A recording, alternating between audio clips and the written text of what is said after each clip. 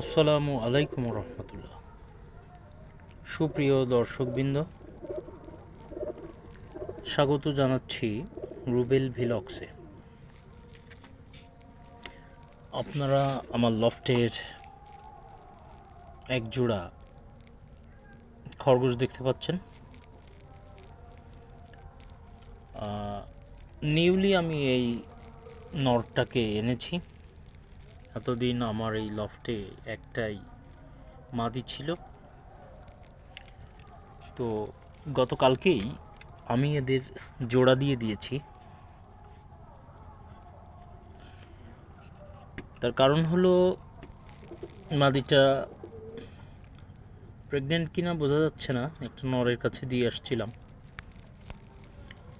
কিন্তু তারপরেও জোড়া ছাড়া কোনো প্রাণী থাকতে পারে না, একা একা অসহায় ফিল করে। তো বাজার থেকে আমি এই নরটাকে আমি নিয়ে এসেছি গতকালকে। তো একটা বিষয় পরিলক্ষিত করলাম যে নরটা একটু পটি করছে নরম নরম, যেখানে আপনারা দেখতে পাচ্ছেন দানা দানা পটি মায়াটা করে, সেখানে নরটা একটু নরম নরম করছে। তো পেটের অসুবিধা হতে পারে এই কারণে, বাট ঠিক এই মুহূর্তে আমি ঘরোয়া চিকিৎসা সেটা দিয়েছি। এদের থানকুনি পাতা খাচ্ছে দেখছেন। তো থানকুনি পাতা হলো ঘরোয়া চিকিৎসার একটা পন্থা, যেটা সাধারণত খরগোশরা খেয়ে থাকে।